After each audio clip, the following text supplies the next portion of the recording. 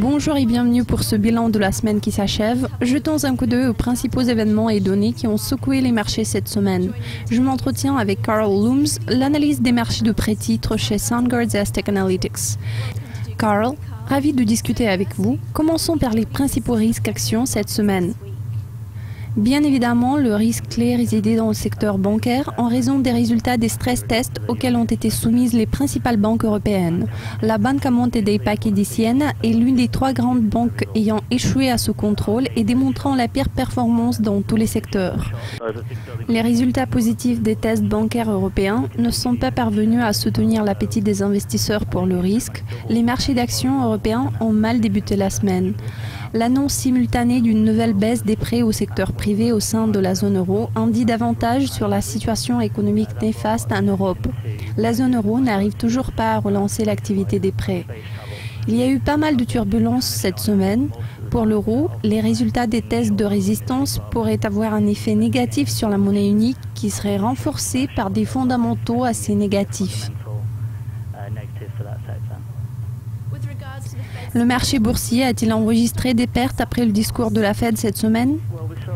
La Réserve fédérale américaine a annoncé comme prévu la fin de son programme de rachat d'actifs tout en faisant part de son optimisme sur les perspectives de la reprise aux États-Unis.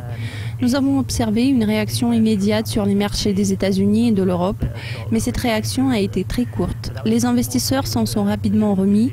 Nous avons vu un certain choc aux États-Unis, mais c'était plutôt dû à la tendance à l'accélération des prix depuis quelques derniers mois aux États-Unis.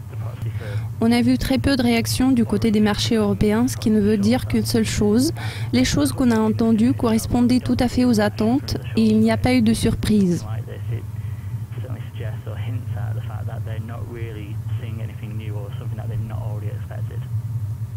Enfin, y a-t-il des stocks qu'il faudrait surveiller de près la semaine prochaine? Il y a très peu de chiffres qui sont en mesure de secouer les marchés la semaine prochaine. Une publication intéressante s'annonce pour la société suisse Transocean, qui est le numéro 1 mondial du forage en haute mer. Ces résultats sont censés avoir du poids. Les actions de cette société n'ont cessé de fluctuer tout au long de cette année. En ce qui concerne la Petra, depuis quelques mois, on voit une augmentation stable des emprunts. Depuis le début septembre, on constate une augmentation de 25%. S'il y a des surprises quelconques au niveau des revenus, vu que les positions sont majoritairement courtes, ça aura sûrement des répercussions. Si on parle du Royaume-Uni, la semaine prochaine, nous apprendrons les résultats de quelques grands noms tels que AstraZeneca, Imperial Tobacco et Glencore. Le chiffre d'affaires de ces sociétés sert normalement de référence pour les acteurs du marché pour juger de l'état de leur secteur respectif. On apprendra également les résultats de Tullow Oil qui a vu très peu d'emprunts au cours du dernier mois, mais la situation semble s'améliorer. Il se peut que leur positionnement se renforce. Si on voit le renversement de cette tendance, ça peut signifier qu'ils s'apprêtent à des temps difficiles. Carl, merci beaucoup. Cela conclut le bilan de la semaine. Je vous souhaite un bon week-end.